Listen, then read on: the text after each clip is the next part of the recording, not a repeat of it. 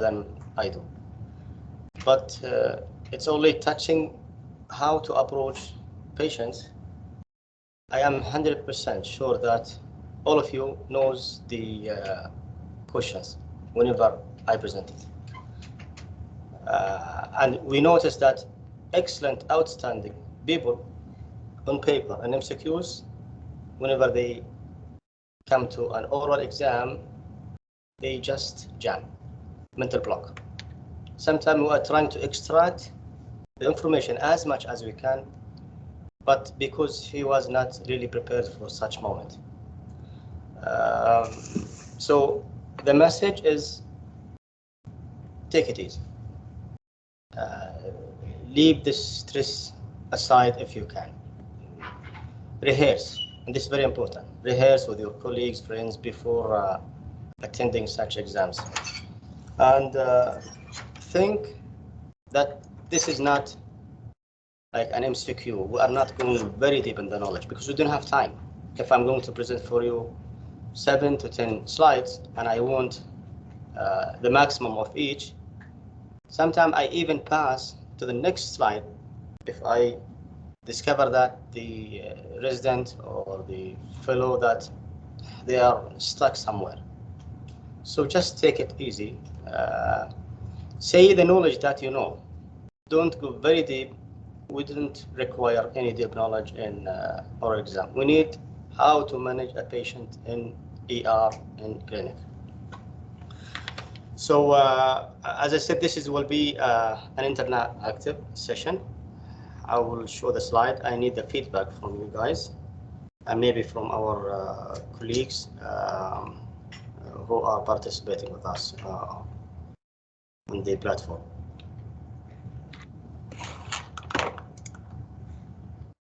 So you are the senior resident and this patient on table, okay? Consultant left you in the room to do the block. You did the block. Patient did the surgery in the other eye. He said, Doc, I noticed something different this time in terms of vision, and he felt pain. So you are alone. Tell me what to do. Yalla, one. Shall I pick? I think I need Rahman, yalla. Mike. So people will understand what you're gonna say.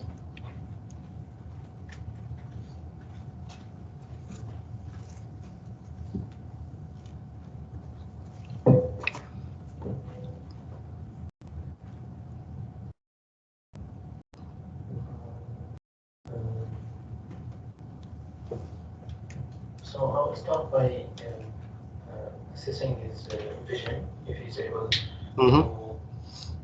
Vision will not be accurate because, you know, the block itself will affect the conduction of, you know, electrolytes in and out in the optic nerve, and sometimes patients, they may able to see only hand movements. So you can, but don't depend on that one solely, okay?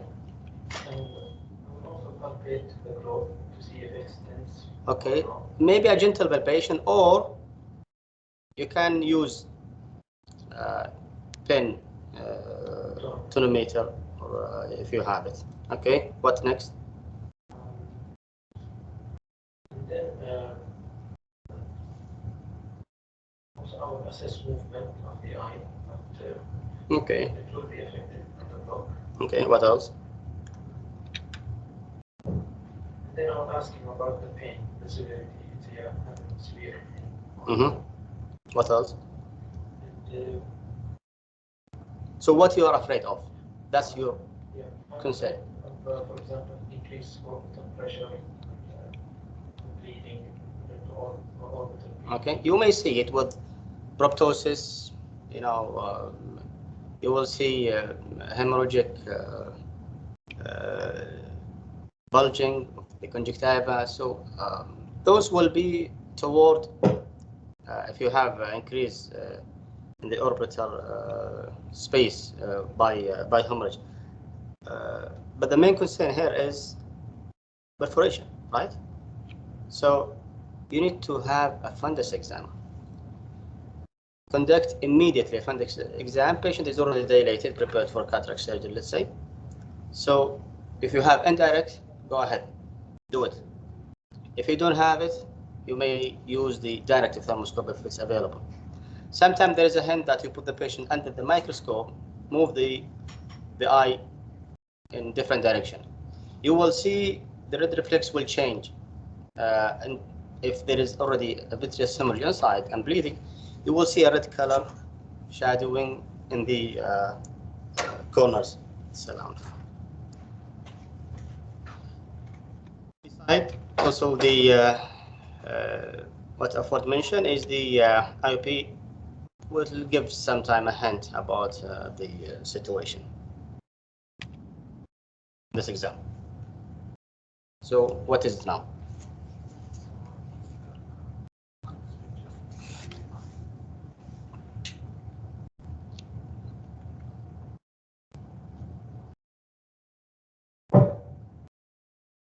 So this is a fundus picture of the eye.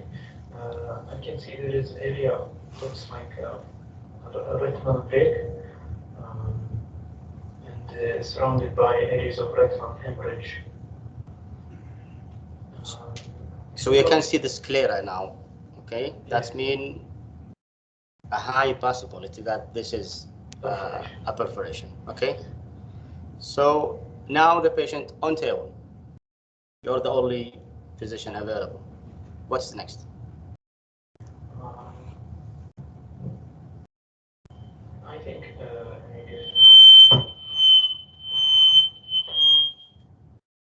I think if the break, the location of the break,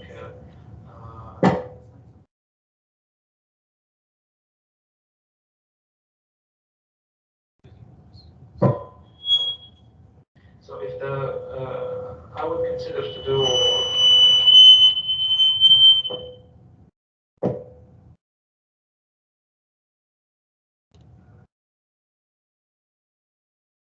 How? So just I will repeat whatever Abdurrahman say here, so at least everyone will hear it in the online.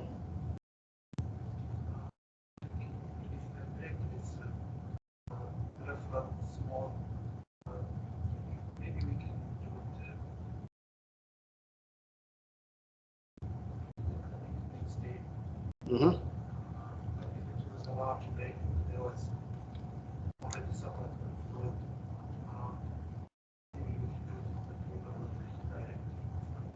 So Abdurrahman mentioned that if this a large break, we will just go ahead and do laser. If it's large break, we'll separate and fluid in the OR.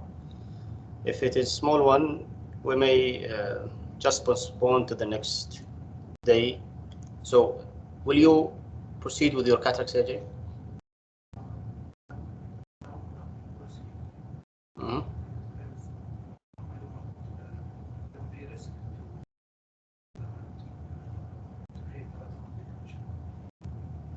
So you will postpone the surgery, okay, and you will assess the fundus.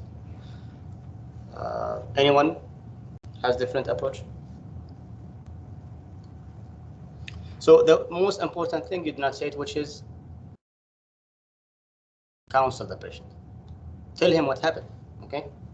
Because the patient will keep questioning you why you are doing laser, why you decided to postpone the surgery. So most of our patients, they do understand that this is a blind procedure, and the perforation is, possible for those patients. So after counseling the patient, if you have indirect, do not hesitate. Go ahead and do laser if you are familiar with laser indirect thermoscope use. If the clinic is nearby, it's okay. You can take the patient, do laser, and bring the patient back. You can continue your surgery. Why I'm saying this? Because the cases I directly supervised with perforation, Those patients who had immediate laser, all of them, they did very well. Patients were postponed to the second day, and cataract surgery was performed. They presented second day with different picture. So second day would not be a good option because the blood you are seeing now, it's still localized.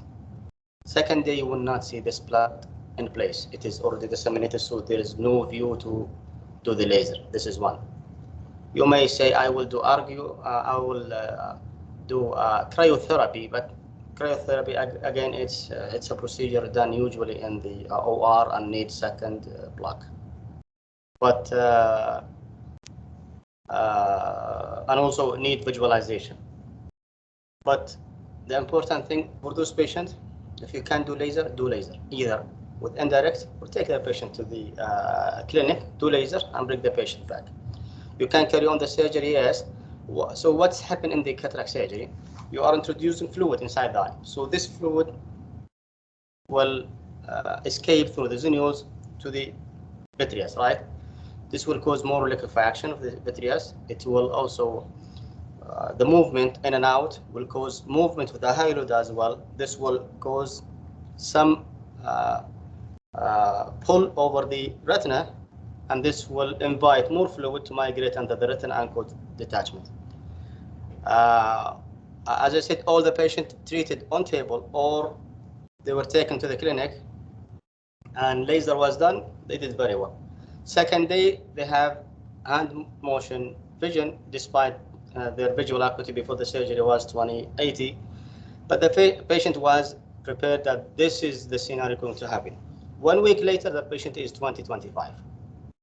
The break is sealed, vision improved, vitreous hemorrhage completely subside. Okay, so home message for this patient is deal with it as soon as you can. Second patient, we need one from online. Maybe they have the voice is better than if we're using mic here. Anyone? Any volunteer? Aziz, I think all are participating are residents, right?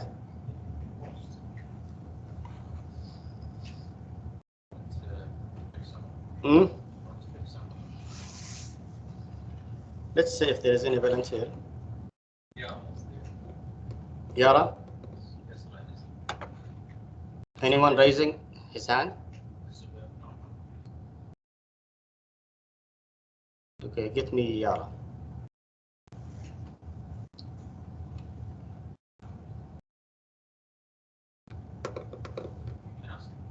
يارا. السلام عليكم دكتور. السلام ورحمة الله. صباح الخير يارا. Hello, صباح النور. I cannot see any photo on the screen. What is it? Yes, it is a blur. This is why. So this lady, she's 60-year-old female. She's diabetic for quite good time, maybe 20 years or so. She did laser photocoagulation in her both eyes. Her visual acuity is 20/80, 20/60. So she has cataract in both eyes, but it's not dense, and she's not interested to do surgery. So what is next? And what is the diagnosis first? What do you think is this one? Doctor, I cannot see any photo on the screen. There is no photo. There is no photo? Mm-hmm.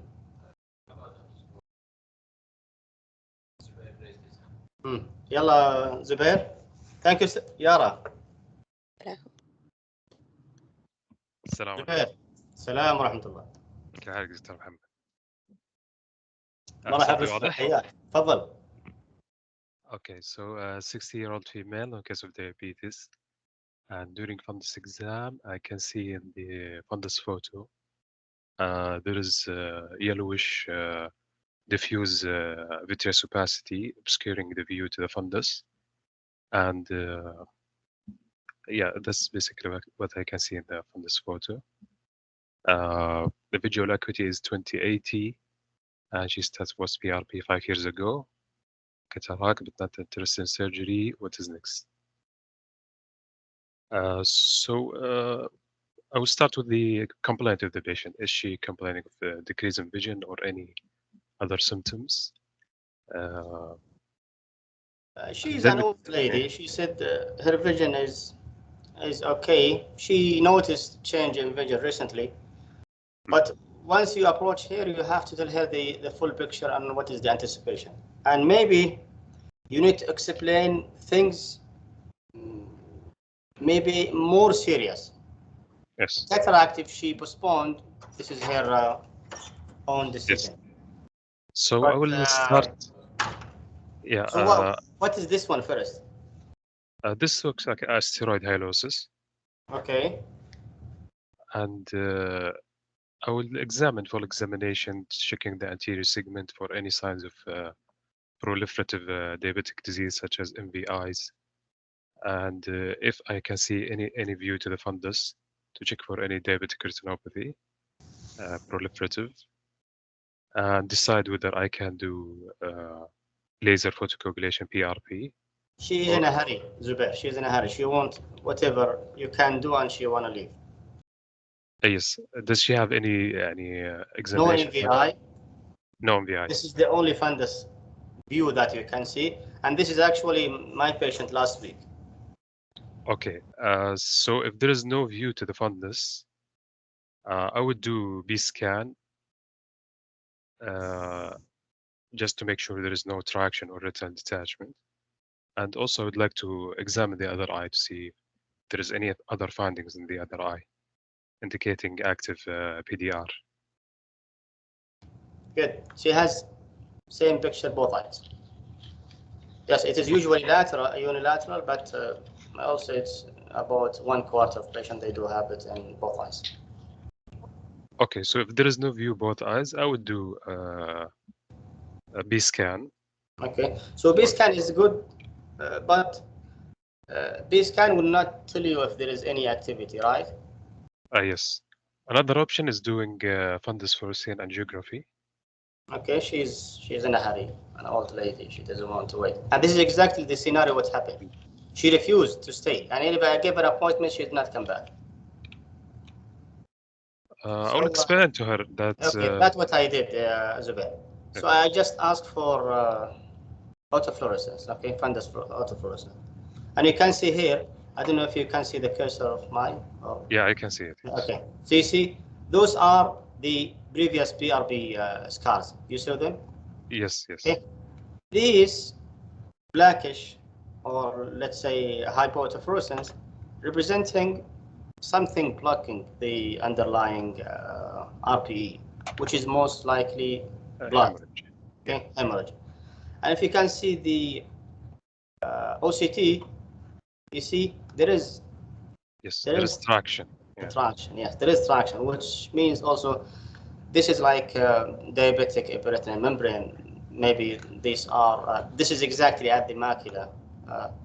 So she has maybe multiple epicenter traction, and this is what's causing here visual loss, not the cataract itself. So probably if this managed, she will have better view. In addition to the dense asteroid hyalosis, yes, it is usually advocated and proposed by everyone that it does not affect the vision because it does not cause any shadowing in the retina. However, I have done few cases and they did very well. They were complaining of floaters, and if it is with such, compact particles beside each other, it will affect the vision. It will cause blur of vision. So in her case, I think the best to go for vitrectomy with membrane peeling plus minus cataract surgery. Thank you, Zubair. Next. Thank you, Dr. This is also in addition what just Dr. Zubair mentioned. fluorescent angiography, it is relatively invasive procedure. Will delineate if there is any abnormality that you can see in the in any retinal vasculature. Beside, this is the anterior segment photos that you can show the small shiny particles behind the lens. Next, R1, Saeed. Mike.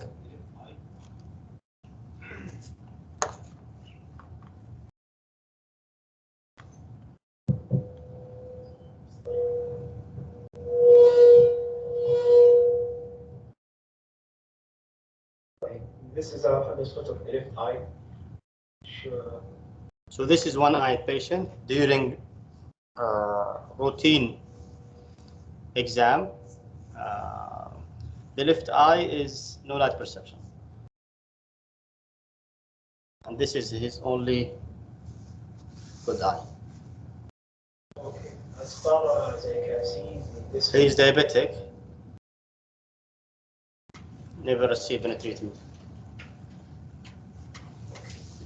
is the patient complaining of anything in this visit? Vision has changed or not? I think his vision was 20/30. 20/30. Became light perception. No, the other eye is no light perception, and this eye is the good eye and the only eye. He is 20/30 vision on this side. Okay. I will assess the patient for leading stuff, vision, IOP, structural motility, retinal examination. Then I will proceed to the fundus examination. As I can see, the fundus photo shows a clear vitreous. Optics is okay, vasculature are normal. Periphery, this is a focus view, a narrow field of fundus photo. Periphery is fine. Macula seems to have exudate. It's like a macular edema. Okay. How you tell that there is macular edema from fundus photo? The presence of 500 micron from the macular center of exudate, or macular edema of more than 1 decimeter within 1 decimeter from the macular center. So this is definition of clinically significant macular edema during the ATDRS, which is more than 30 years ago. Now, if you are in the clinic, you will say this is clinically significant macular edema, 500 away adjacent macular edema. What you will do? You will ask OCT, right? Okay, so this is OCT. Tell me I need an OCT. Okay. OCT. What do you see now? There is a cystic changes within the optics there. There is a foveal change.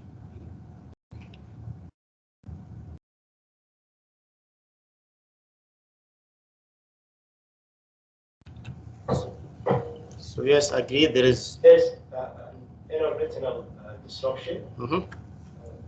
Cystic changes within the outer plexiform layer. Some underneath the outer plexiform layer. The foveal normal depression is disturbed. So, in like if you want to describe it, OCT based description. Nowadays we have yes, it is a macular edema, but what do we say? And this will help you in approaching the patient. So this is center involved or centrally involved macular edema. Okay, what is the definition of center involved macular edema? According to ICO definition. Cystic changes comes within the foveal avascular zone. You may say this is involved within the area. Someone will say no. Is there a measurement? We need exact measurement to say this is yes. The area that it is. Always, if there is measurement, there will be no argument. Okay, so everyone will have his ruler and measurement, and I will say this is yes or no.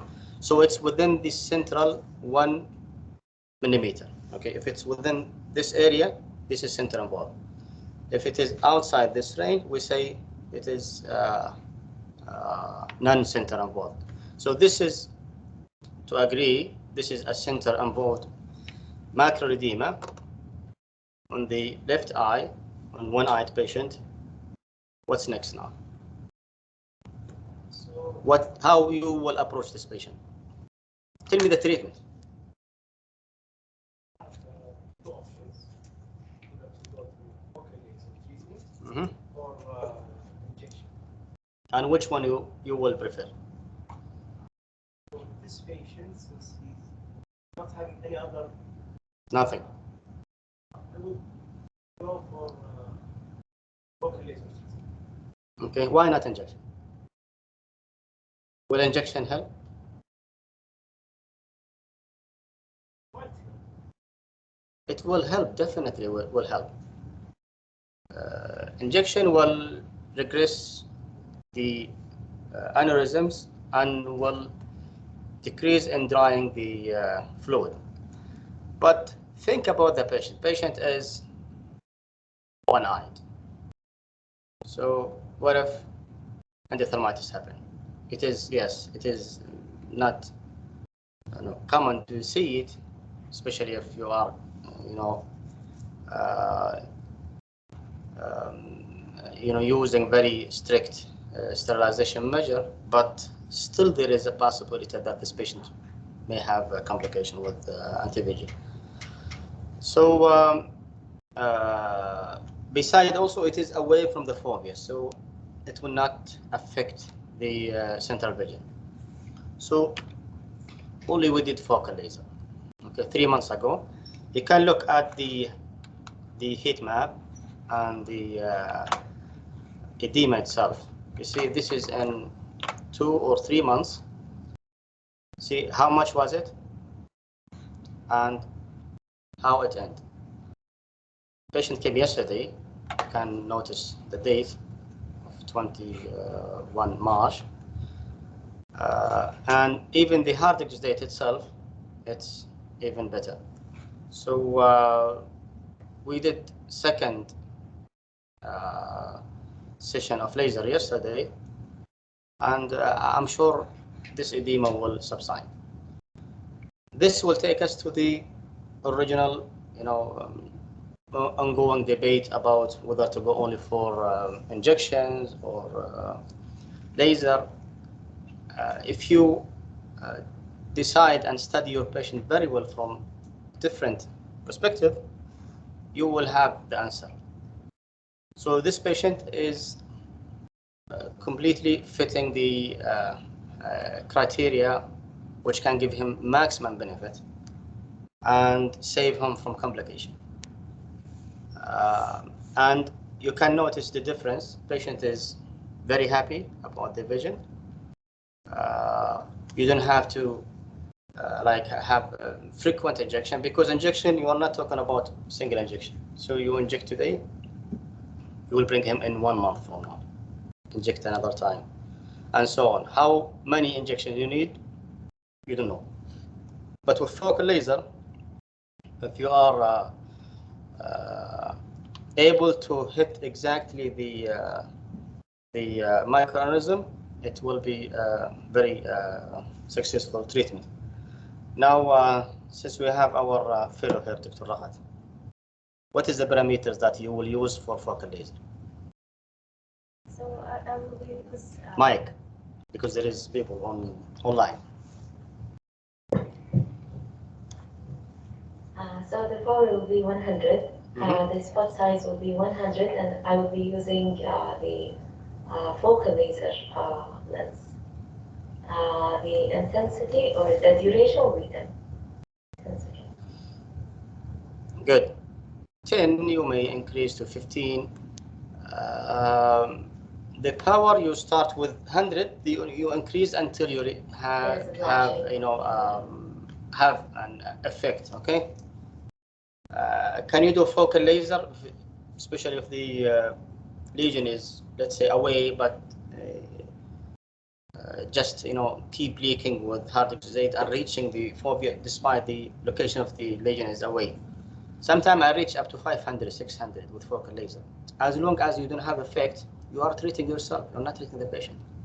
Go If you are determined about your laser treatment, go until you get an effect.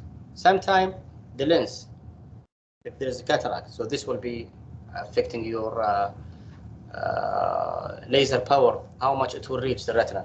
So apply the laser, increase the power until you reach the area. Sometimes I notice, especially with the residents doing laser for the first time, especially if they have cataract and they are doing BRB, increase the duration, because a short duration will not allow the transmission of the laser through the lens. It will be absorbed very quickly. Increase the duration and play with the power. That's okay. I usually found it from 20 to 30 duration, millisecond duration. It is very effective in patient with cataract. It will have a good effect. Very important also to treat patients, for example, if they have either non-center involved, or they have any sign of macular edema like Hazzazi, macular aneurysms, or they have severe NPDR. The patient is going for surgery. This is a very important message. If you feel that the patient will disappear, do laser before the surgery. If you feel that the patient is, let's say, he has already a PDR, he developed a PDR, but you cannot do the laser, do phaco, okay? Remove the lens, put the IOL, apply suture. So make your plan very clear. Apply suture, and you can do the BRB second day post-op. 2-3 days post-op, whenever the cornea is completely clear that you can do your laser. But I have seen patients, an example of one patient referred to me. Patient, she did have like only a fibrosis around the arcade. Patient presented to the surgeon with dense cataract. He did the cataract surgery successfully. Patient is 20-25. He examined the patient second day post-op. He looked at the fundus. He saw only a fibrous. Patient is diabetic for 20 years. So what do you think is this fibrous is? This is BDR. Sometimes the BDR, due to many reasons, will have like auto-regression. Okay, so you see only fibrosis. If you conduct fluorescein angiography, especially using Optis, you will see an ischemia everywhere. So this patient is like a volcano, but it is dormant. Now, we know that, and it is for sure, that cataract surgery will cause progression of diabetic retinopathy, either macular edema or PDR. Patient came, 20/25 vision, first day post-op. He saw those retinal changes. He just told the patient, you are doing fine, go and come back in 1 or 1.5 months. She came back with vitreous hemorrhage, traction retinal detachment, macula off. Vision is hand motion. So if the laser was done in the early post-operative period, or at least, let's say 1 week, you should have saved the patient from such complication. And the patient was one-eyed patient. So this is why things that can be done in the clinic may save the patient's vision for good. طيب يلا online one more. This is very clear. You are using a teleophthalmology screening. I know nowadays we have a lot of platform using telemedicine. And this patient, you saw this photo, he's diabetic. Is there anything that you want to tell me? And you have very crowded clinics. The nearest appointment is, let's say, 4 to 6 months. So tell me how you will approach this patient. Yalla Abdulaziz. Pick someone if there is no one is raising his hand. Time is up. Is she? Huh? Wallahi, Ala. Good morning. السلام عليكم. السلام ورحمة الله. Where are you rotating, Ala? بيت وين؟ كاش بيدياتريك بيدياتريك كيكش؟ ولا ايش قالت؟ بالكاش؟ يس حولنا. طيب يلا. Ala, this is a 55-year-old male. And you are taking care of the ophthalmology or telemedicine. And you saw this OCT. Tell me what do you see and what is the next step? It seems like retinal schisis. Foveal retinal schisis. Okay. It's usually X-linked. This is diabetic patient, 55-year-old. Diabetic? Hey.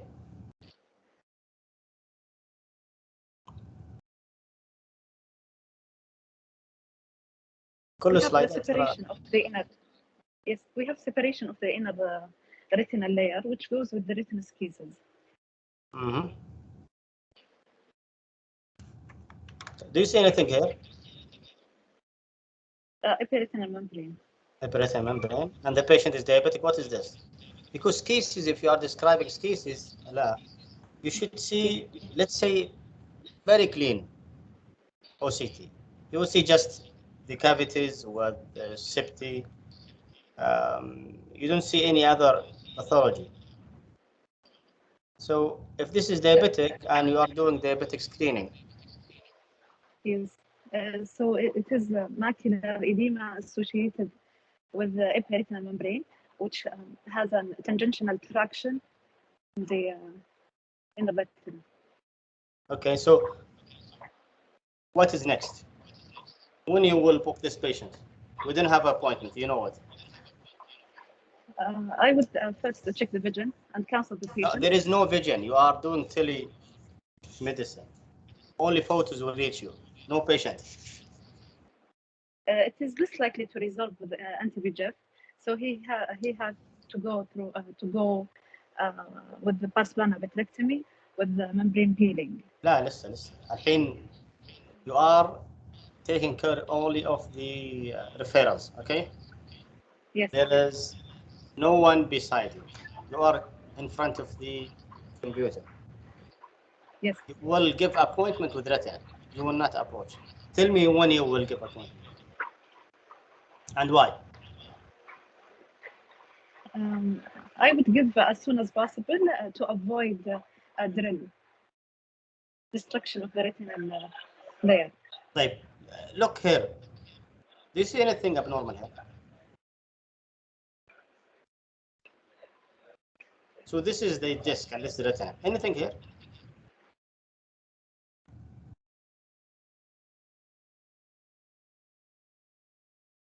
Diabetic screening.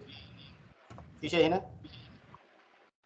There is a vascular proliferation on the. Yes. So there is something here, right? Yes. Hyperreflexivity here. Yes. So if you see, what you want to see? The fundus photo, right? Yes. This fundus photo. Still same or yeah, change? there is MBD. Yeah. So now OCT can tell a lot. Okay, it's not only fundus images. Because why I brought this example in particular. This patient during the telemedicine, they do have very clear OCT, but unfortunately the images of the fundus, they are not clear because the test is done undilated. So you don't have any good fundus photo. So from OCT, you can tell a lot. You see the epiretinal membrane, okay? So this is a diabetic epiretinal membrane. That's mean there is something ongoing. If you see epiretinal membrane, Ala, still with us? Yes. Yes. if you see a retina membrane, you should expect a BVD if the patient is not diabetic, right? Yes. Because if you know, remember we have discussed earlier in previous lectures what is the retina membrane pathophysiology. We said that it's like a micropuncture to the eye limb, right? And this will allow migration of the glial cells, RPE, to the surface of the retina and cause formation of such membrane and contraction. So this can happen in vein occlusion and trauma and surgery and PRP and diabetic and so many diseases. So if you are looking at this one, there is something wrong here. You see, it is exactly, if you I don't know if you can see, the cursor is just like here, okay? This one. So it's just at the end. So there is MVD. So those patients should not go to the clinic with a routine appointment. What is the proper approach for those patients? Send to ER, okay, for laser. ER. Send to ER for laser, yes. You can, if you are handling the the answers for those referrals, you should reject or make any reply that this patient needs to be seen in emergency ophthalmology for further treatment. Okay. Right. What is the treatment for this one? Ala, if you are the one in ER. So since the patient has a macular edema, I would go with the anti-VEGF first if there is no area of traction, because the DRP will increase the macular edema, and then I would. So what you will do? I would do injection first and then BRP. If you have one option only. BRP. Okay. So always make BRB at the back of your mind. Always. Okay. So if this patient, you injected him, it is painful. He will not come to you. He is already unable to reach such stage, either because of the system itself or he is the one. And if you inject him and it is painful, he will not come to you. He will come whenever his vision is hand motion. So you have the window now, no vitreous hemorrhage, do laser. If you do injection, patient disappear, come back with vitreous hemorrhage, there is no chance to do laser later on. Okay, so BRB, leave the injection as only adjunctive, but it's not the primary treatment. And for sure, with either injection or BRB, those membrane will contract, and maybe the patient with such picture, maybe he need later on a vitrectomy to peel such membrane. To know whether injections are working or no, you have to remove any other factor that can contribute in the macular edema. طيب. شكرا يا علاء. يلا from here. عبد الرحمن. During the routine exam, this patient in your clinic now. عبد العزيز ممكن نهدي النور شوية بس.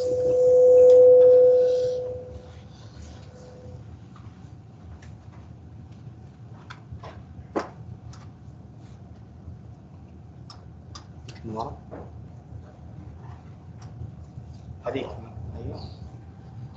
كذا أوضح عبد الرحمن. يلا.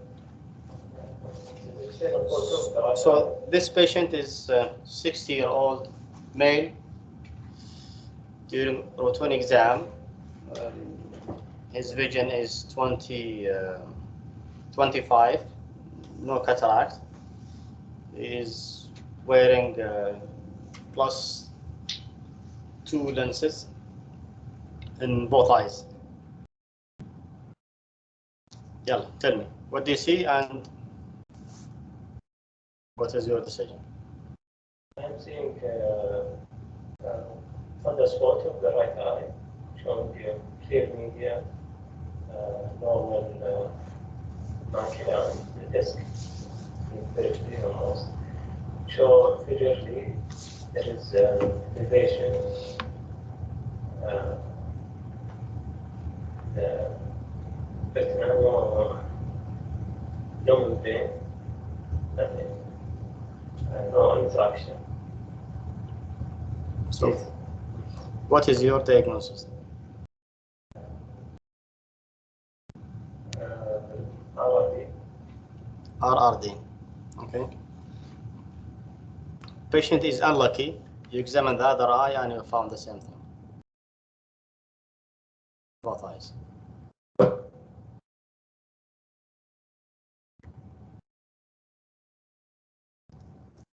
So you will book the patient for surgery.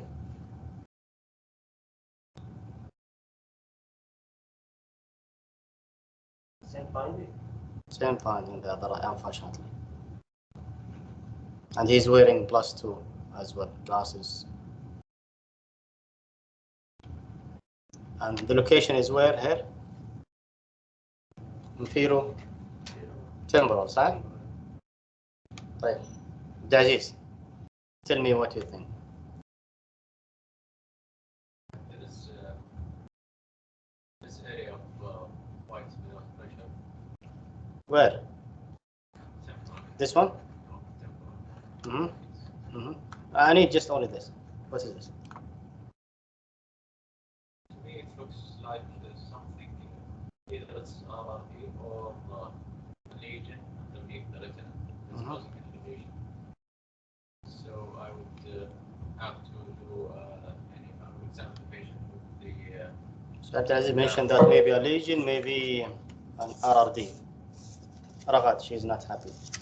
Yalla, Ragad.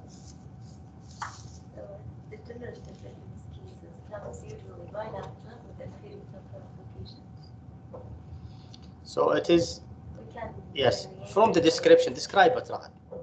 inferior temporal dome-shaped region bilateral. So, in all patients with hyperopia. so first is it is dome shape, smooth, no corrugation that you can see, no demarcation line, usually inferior temporal, usually in hyperopic patients. It is not always, but it is most of time bilateral. Patient is asymptomatic and usually discovered during routine physical exam. So differentiation between retinal detachment and retinoschisis. Visual field. Visual field will show what? Absolute scotoma. In which one? In retinoschisis. Why? Because it's separated from the sensory. Because there is intersection of the neurons, okay? So the neuron connecting the inner and outer retina, it is separated, so there is no more connection. With retinal detachment, it is complete neurosensory detachment, so still connected, okay? But only separated from the RPE, that's the difference. So visual field will have absolute scotoma and the retinoschisis. Laser. Laser. There is no effect. It's If there is no effect. no effect. Or opposite. Flip. Huh? Why the effect is happening? Because of The effect is happening because of the RPE, because the RPE is the one absorbing the laser, right? With the contrast of the retina, you will see the uptake. So in retinoschisis, you still have the RPE attached, right? And the outer retina is also attached. So if you apply single spot of laser, if you are in doubt and you don't want to lose the patient, despite you see it bilateral, hyperopic patient, asymptomatic scotoma, but still something inside, you want to make sure. Apply one spot only in the center of this one. You will see uptake. So this is schisis. Tell the patient thank you very much and go home. There is a risk of detachment. Yes, if there is if there is break, which happen to become full thickness. If there is even a break in the in a retina, it's fine. Still, the fluid will be within the retina. But if it become a full thickness break, patient may develop neuroretinal detachment, and at that point patient needs surgery. What else من الأشياء؟ الهايبروبيا. احنا قلنا هذه هايبروبيك. البيشنت اللي يجيك retinal detachment that are usually myopic. طيب. Message, tell him if you have any new symptoms, come to us. Otherwise, you can just give him 1 year follow-up. طيب. Young patient, myopic, medical free. قال لك أشوف خيوط. That's the description usually they say to you. And now I don't say anything. يلا, we need someone. يلا عبد العزيز, we are almost finished. We have a lot. ها؟ نبغى اونلاين خلاص. الشباب اللي هنا ما خلينا. ها؟ She's raising. ها؟ No one is يعني we can pick anyone. طيب ابتهاج. قبل أن تسألي في يوم الاختبار. ها؟ يلا يا فيصل. السلام عليكم. صباح الخير. السلام ورحمة الله. حياك فيصل, مرحبا. الله يبقيك. Is the patient complaining of any change of vision or just the floaters? He presented initially with floaters and now he cannot see anything. The vision is hand motion.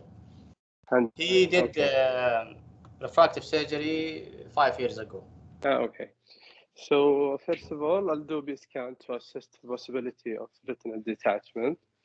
Floaters can be a lot of differentials for a floater, but a floater that started as a floater and progressed to decrease of vision, my top two differentials would be vitreous hemorrhage and vitreous hemorrhage with or retinal detachment induced break from BVD. So you will ask for B scan. What you will tell your technician? من أي ناحية? What things you are looking for? I'm looking for detachments or vitreous hemorrhage in this gentleman. Hey, a technician usually they will, return the form to you with no posterior ball pathology. That's it, flat retina. But you should specify what you are looking for.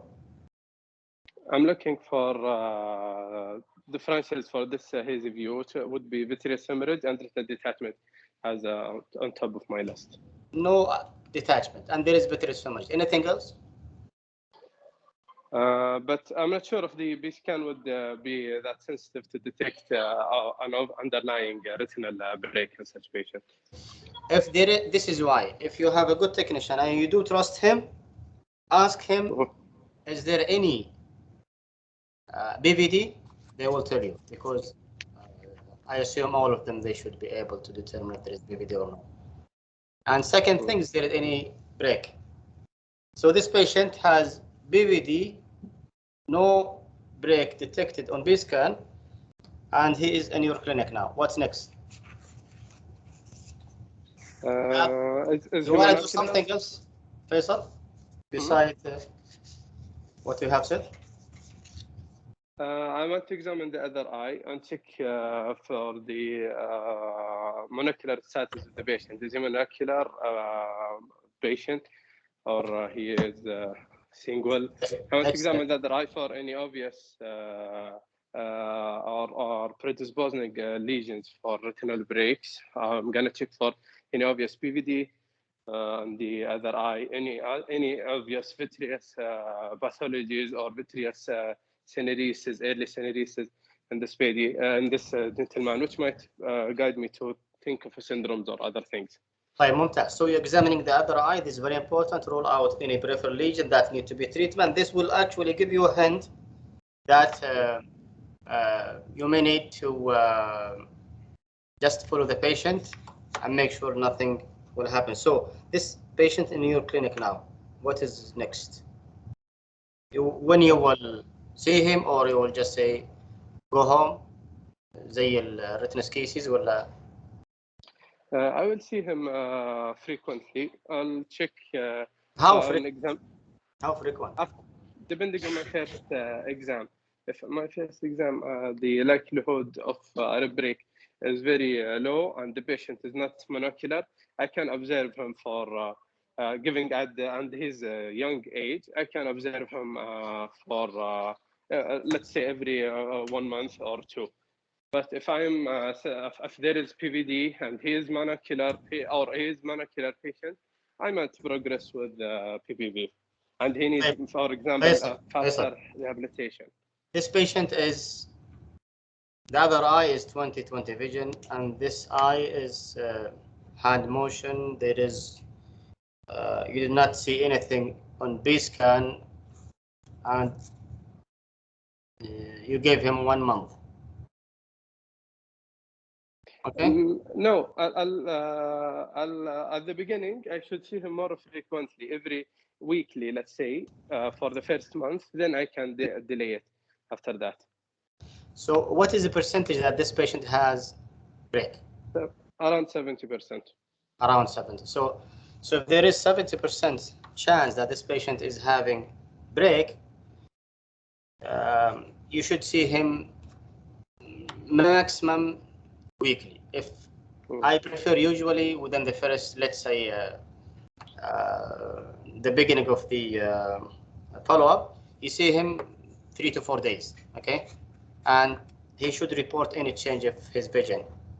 If you did not see anything, or you start seeing the periphery, you are quite sure that there is no break, you can examine with quadraspheric, 3-mirror lens, repeat the B scan. Then if you are quite sure there is no break, okay, just follow him weekly. But if until let's say few weeks did not see any break, the likelihood of progression to see a break or progression to retinal detachment is less. But keep in mind, if you cannot see, never discharge. Okay, this is the message. Always there is a suspicion that this is like something related to blood vessel which has damaged or injured by the break during the BBD. Sometimes this is a different pathology, and the view, whenever it's clear, it will show you the correct answer. If this patient is complaining of floaters, you don't have 90 lens, you are only examining by slit lamp, and the patient is vision is 20/30. Tell me one sign that you will look in that. Schaefer sign. What is it? Around 90%. Schaefer sign. Yes, so Schaefer sign is very important. It tells a lot. If you look at the area behind the lens, you will see the floating cells for sure. Sometimes you may see it in the anterior chamber. So this will tell you that there is something ongoing. You have to just keep an eye. فيصل شكرا لك. الله يعافيك دكتور. يلا next. So maybe we can take this one and يلا study loss of vision. Diagnosis. بسرعة spot diagnosis. واضح. تمام. لا complete. Mark on. Okay. Mark on RD. Okay. Macula is on. We say as long as the fovea is still attached, we say mark on, because the patient is 20/25 vision. But now the question is, when? And evidence, not only preference or weekend ودك تخلص. When? Timing for surgery. عبد العزيز تسعفنا ولا كيف؟ لا ما هو بنت، نبي أحد. صمت مطبق. شفتهم كانوا يشاركون في ايام الاسبوع الرائع مع النيورو. شكل ما يحبوا الريتنا.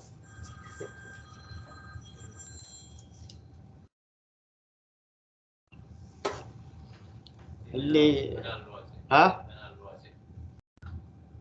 ما في بعد؟ لا ما في. منال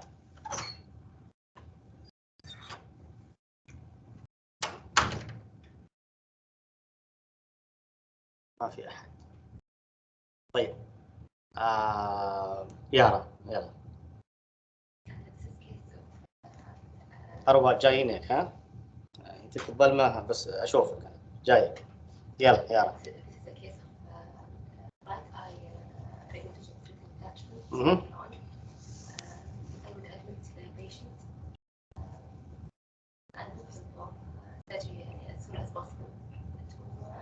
وين؟ هو as soon as possible. اوكي كويسه بس وين؟ And there is evidence. Let's say today you are in the clinic, tomorrow you're in the clinic. You have OR on اليوم وشو؟ يوم الثلاثاء. عندك OR يوم الخميس. أو أنت مثلا يوم الأحد وعندك OR يوم الأربعاء. حتى الأربعاء ولا تسويه as soon as possible؟ I will do it as soon as possible next day because this case might progress to the MAC and طيب الإيفيدنس يقول إنه doing a MAC on within 3 days طبعا هو الستاندر وال let's say the standard approach for the patient to be repaired within 7 to 10 days. هذه this is the best. هذا من أول. Then one paper came in the British Medical Journal like 2 years ago that showed إنه within 3 days doing this will have the best. However, even if the patient is already progressed to MAC off, statistically no significance between the MAC on or off in terms of visual prognosis if it's repaired within 3 days. So if patient, so it doesn't mean now, it's okay. Within 3 days, still have the same outcome. 7 to 10 days, still excellent. Time to approach those patients, and also the outcome is still good. After 10 days, from 11 and above, have a less favorable visual outcome. طيب ايش الاوبشنز؟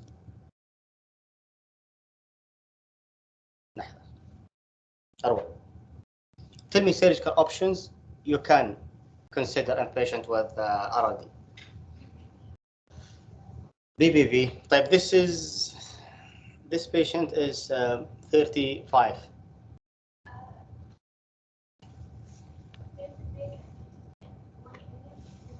So there is a break. It is around, it's at 11 o'clock hour. Skybuckle. Why?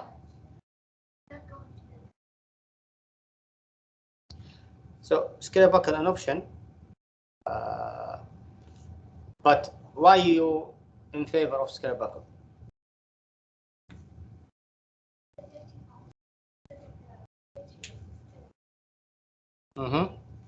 You can do vitrectomy for 35 fold. We are doing in 1 month old baby.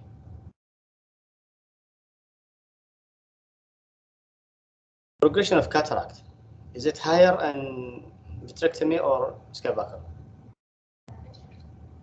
So in vitrectomy higher, even there is about 4 to less than 10% of progression of cataract surgery and skybuckle, but there is a chance of progression also. And another issue is the refractive change, because you are elongating the globe with the buckle, so you are changing the refractive growth. If the patient is not wearing glasses, now he will need a pair of glasses.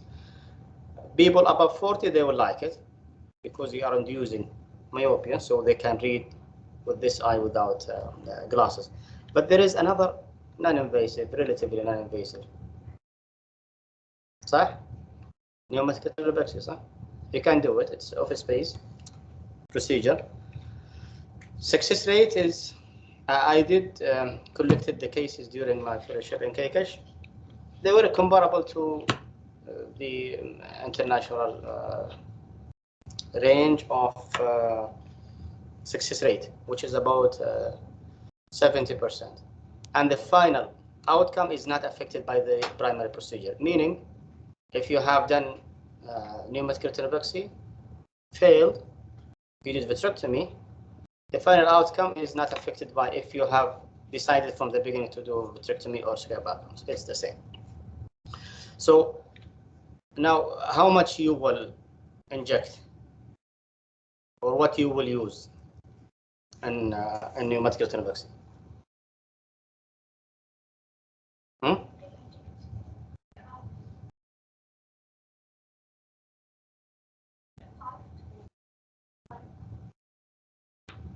طيب اول شيء وش الغاز؟ يلا نبغى احد. عبد الرحمن. What type of gas you will use?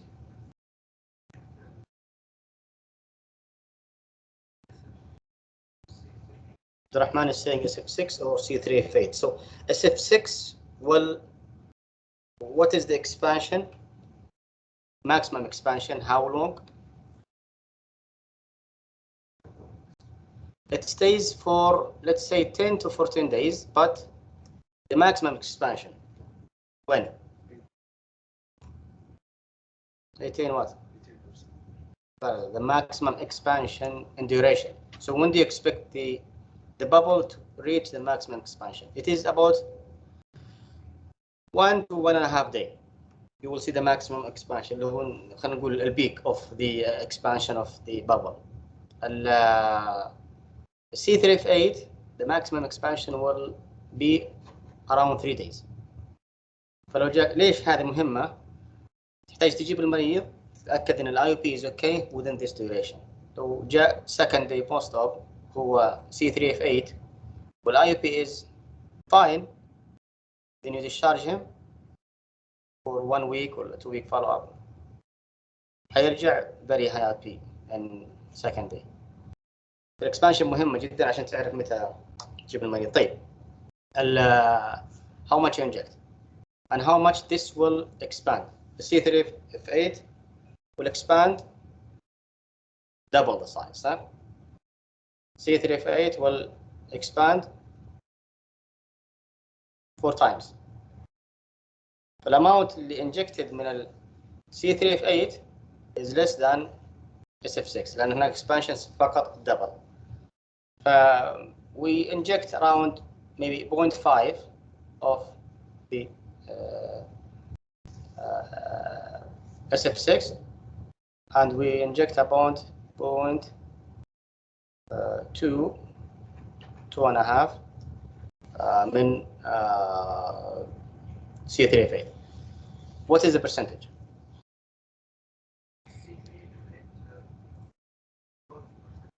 12%. Okay. Right. The percentage you are always hearing in OR, this is non-expansile. This is non-expansile gas.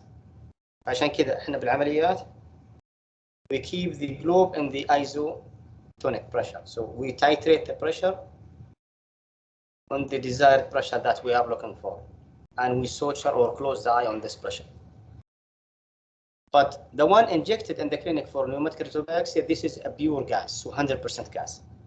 So this is why we are saying the expansion is happening in 36 or 72 hours because we are using the 100% concentration. If we are using the 100% concentration, so how much we are using in the OR? 20% to 25 and the SF6, and we're using from 12 or whatever until maybe 16 or 18 in the C3F8. But we are using 100%, we're filling the whole globe. Just imagine that we placed a bubble filling the whole eye, and the patient is on table. So what's going to happen next day? So this size will expand to 4 times if it's C3 effect. What does this mean? Patient will come with no light perception for sure in 2 days because of the expansion. But we are using non-expansile. Okay, the percentage used in the OR. How or what can cause non-expansile to expand?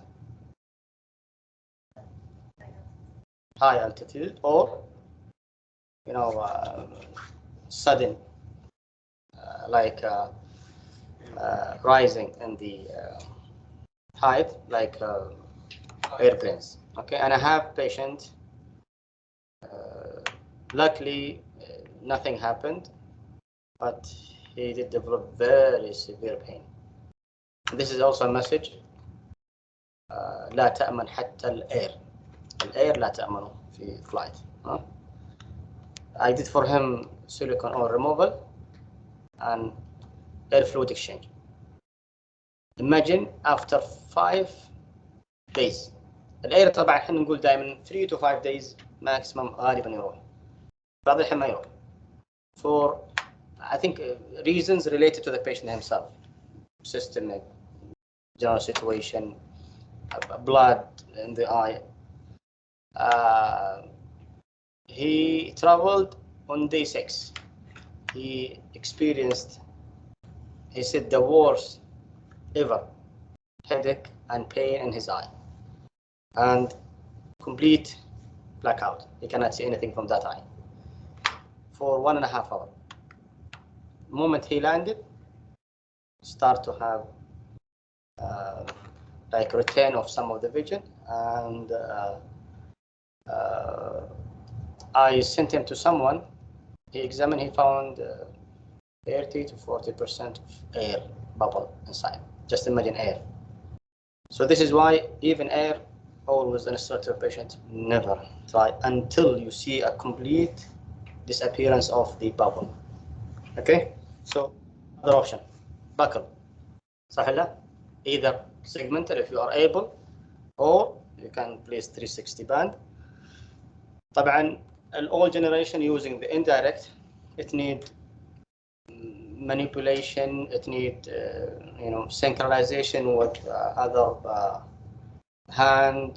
The image will be inverted, and it's not easy to handle if you're not trained.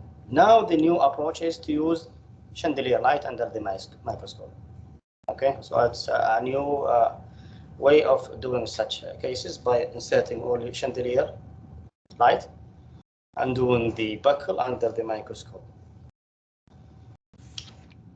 Last one is the parasplenectomy, and for such patient, SF6 will do the job. Okay, if you have 100% cleaning of the vitreous, especially around the break, you will definitely have a good outcome. Okay. Can anyone tell me what's this? تشوفون بغطي عليها. What is this? سمحتي ما تكلمين الآن. What is this? This is reported by Dr. Moni, Rajiv Moni from Canada, and subsequently many papers later published from different places of the world. So what is this? This is an autofluorescence, right? This is the study, just to agree on. So this, if you see here, what is this? Yes, this is the old location of the blood vessels. So what is this, Abdulaziz? Retinal vessel printing. Okay, so this is happening. Why? If you have retinal detachment and you have treated the patient with paraspinal vitrectomy using gas or oil, the return of the retina not usually 100% back to its original place. There may be slight displacement of the retina from its original place. And this is by far is avoided by using only pneumatic retinopexy. Okay, so pneumatic retinopexy has much better in terms of retinal vessel printing in the posture. Patient will complain about like disturbance, sometimes mild flopy because of the displacement of the retina. Okay. طيب جينا الكلام يلا. I need someone. ما في أحد أونلاين. يلا هذه آخر كيس خلاص شكلنا ما عاد.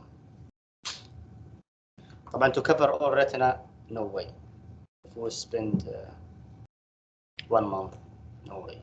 But at least we can do the most important. Yeah. So this guy is exchanging the IOL. Okay. Notice. I need someone. I cannot just leave it. This is very... I need someone. محمد. ايوه احنا شو نزلناك احنا. طيب يلا محمد يلا. Now he's removing the IOL, exchanging with another IOL.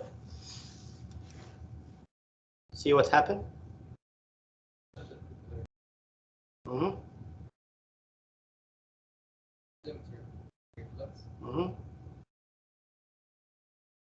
See? So this is a nightmare you don't want to see.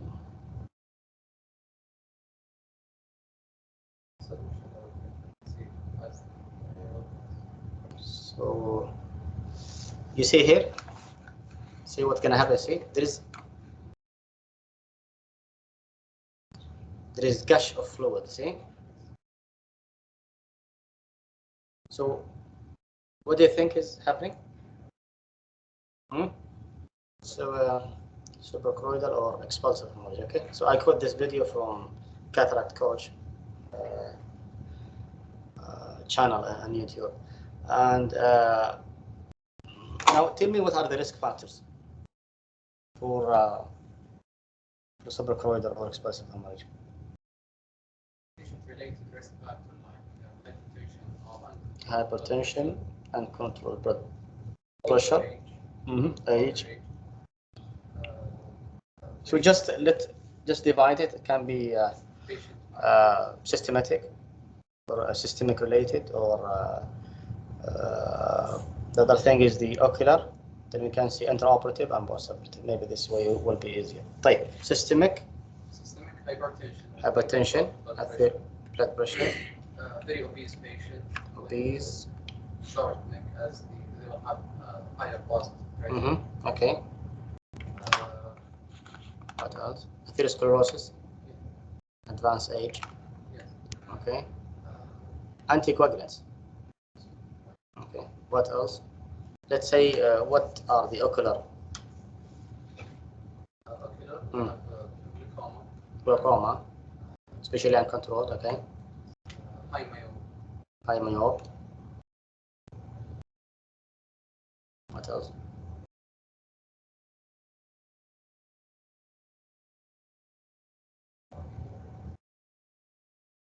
Previous suprachoroid and the other eye. Okay.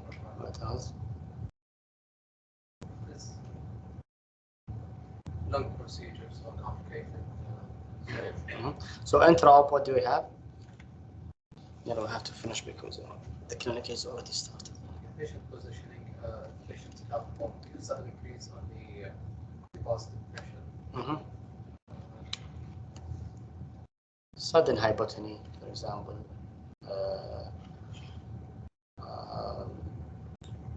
If you have increase in the venous pressure, especially patient under GA. What else? Prolonged time. Okay. Okay. So now what will you do? So this is now happening. What you will do? You are the only one in the room, huh? I'll close the wound. So will you put the IOL as he did? I'll remove. I will put the eye to the elastic and suture. So immediately grab any suture, Vicryl, nylon, any available suture, close. Because what is the next? If this continue, the content of the eye will expand outside. So just imagine the retina will come outside. Even for such way, you still, always do your best to retain this tissue in back before it has complete expulsion outside. So close the wound, both viscoelastic, okay? I have two options, either to do immediate serious sclerotomy or So this is very debatable area because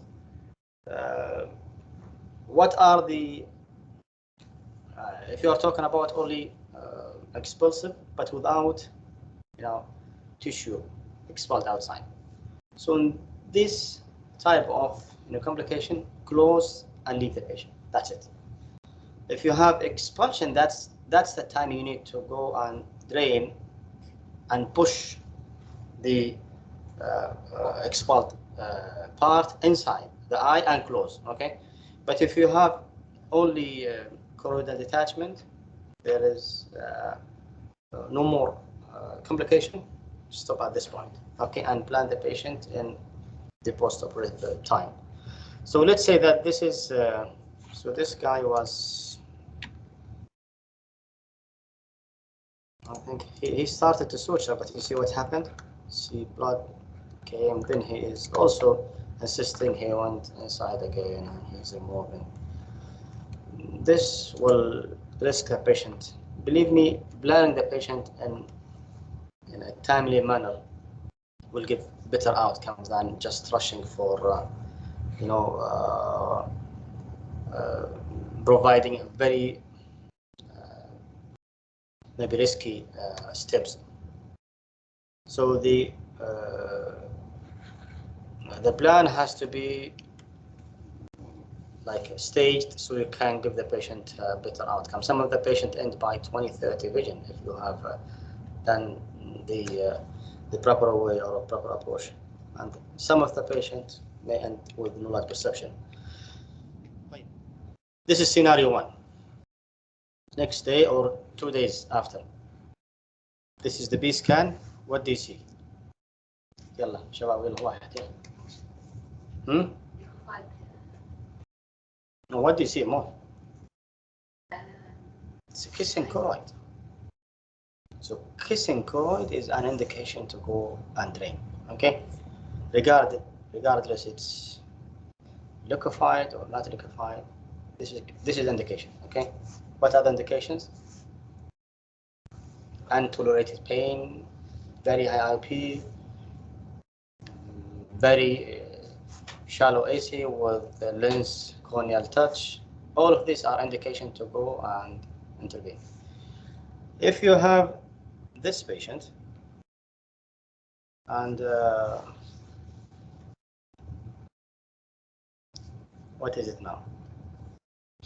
This is, let's say, 3 days post. What is your approach? So there is non-kissing, okay, choroidal hemorrhagic choroidal detachment.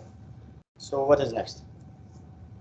IOP is, let's say, 35. You are giving maximum treatment. Patient, no pain. So what's next? follow the patient. What you will give beside the anti-glaucoma drops? Steroid. Okay, topical plus minus systemic. Okay, what else? Analgesia for pain as well. Okay. Then, next. What is the time for intervention? 7 days and 2 days. 7 to 10 days. طيب عندك كذا very naughty colleague He said, why don't you do it after 3 weeks until complete liquefaction? What is your answer? So at that time you will go inside. You may have complete drainage of all the buckets of the corroded detachments.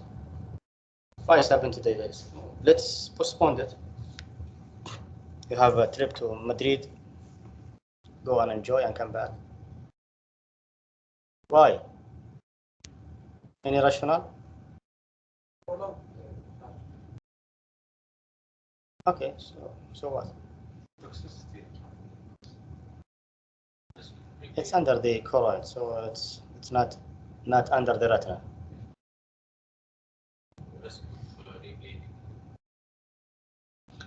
Ciliary body atrophy.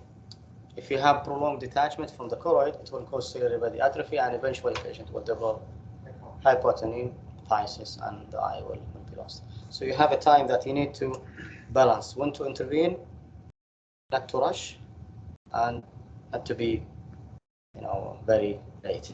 Okay, so approach of doing the surgery by you can ask the technician one thing, liquefaction, and second thing is the most elevated or most dependent blip, so that you can go and target that area. How to do it surgically? Okay. Okay. So how like radial or parallel to the limbus? Radial. Okay. How long? 3 to 4 millimeter. Okay. Cut down the sclera. كيف حيطلع الدم؟ It has to be. So you started. Okay. There is multiple ways. Some they place a trocar. Okay. Trocar with introducer. It is a sharp, yes, but the cord is away. And keep in mind what is the measurement. So once you go inside, you know what is the measurement of your trocar, so you don't injure the RP and retina. And I have cases referred to me, unfortunately, with a trial of intra-op MVR to transconjunctiva, where they make incision the sclera. They drain the blood, but because of the high pressure, the retina RP came very fast, and patient developed very bad long retinal break because of this sudden hypotony and drainage of the suprachoroidal space. RP and retina came to the tip of the MVR, and he developed later on BVR, ended very bad outcome. So drainage inside the OR still, under negotiation, unless you have very intense pressure that you cannot control. Don't do it. Close and plan it later on. Okay. Now liquefaction, 7 to 10 days. Patient having better liquefaction and base scan, high elevated area. You'll go inside with trocar, maybe 25 gauge, non-bulb. Okay, it has to be non-bulb. Or you can just do a radial cut down, and you can use the cyclodialysis spatula to move inside, just to drain more. You need to push around the scleral incision just to evacuate more, and you need to place high pressure, like infusion in the AC. Even in phakic, fluid will find its way to migrate posteriorly and increase the pressure. So, because you need counter pressure from inside to push the blood outside. Okay, you may do it one place, you may do it multiple places according to the area. You need to close the anterior chamber, but leave the posterior sclerotomy open to drain more even after you close. Okay, if there is retinal detachment, you need to go earlier. If there is kissing choroid, you need to go earlier. If there is collapsed AC to intervene earlier. طيب أعتقد this is enough because we're almost 9 o'clock. طيب. Thank you very much. I think we don't have time for any of those.